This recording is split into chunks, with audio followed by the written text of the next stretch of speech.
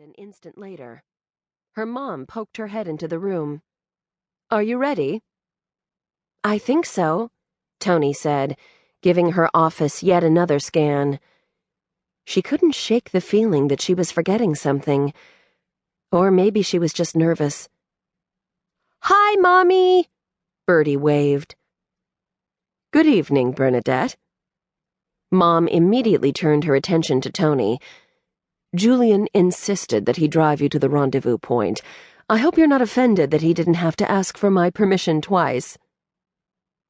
Toni grinned. Julian would make the trip interesting.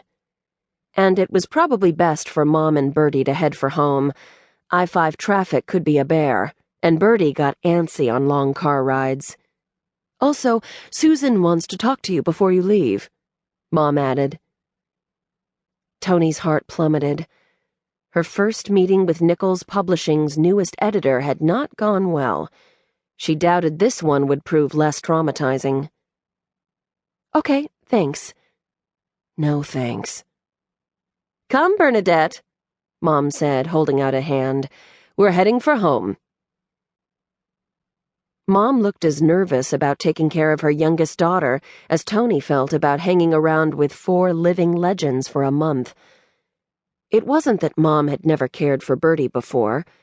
She'd just never done it without Toni's assistance for more than 2 days at once. The next 4 weeks were going to be rough on everyone. But Toni was more than ready for a little adventure. And Bertie had to learn to trust Mom to meet her needs. "I want to go with Toni," Bertie said, grabbing Toni's hand and shaking her head. "You can't," Mom said. "Toni needs to get out and gain some experience so she's ready to take over the company someday." Yeah, about that. Toni didn't want to take over her mother's company. But who else could?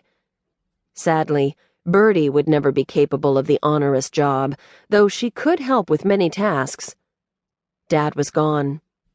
There was no one but Toni available to walk in Eloise Nichols' footsteps, and everyone knew how hard her mother had worked to build Nichols Publishing from the ground up. Toni felt obligated to keep the business in the family. But that wasn't why she wanted to go on tour with the most famous metal band on the planet. Nope. Her reasons for touring with Exodus End were entirely selfish. This project would launch her career. The career she wanted, not the career her mother wanted for her. Toni wanted to design interactive electronic biographies about famous people, rock stars, presidents, actors. She hadn't even realized her aspiration until her mom had mentioned the Exodus End project over dinner one evening. Toni had known instantly it was the perfect career for her. She'd majored in all the relevant fields and had loads of experience. She just hadn't been able to figure out how to make her eclectic education and strange skill set mesh into a viable career. This assignment was tailor-made for her, and she was going to blow everyone's mind with her creative genius. Assuming she didn't pee down her leg the first time she met the band. "I want to go with Toni," Bertie said. "I can help."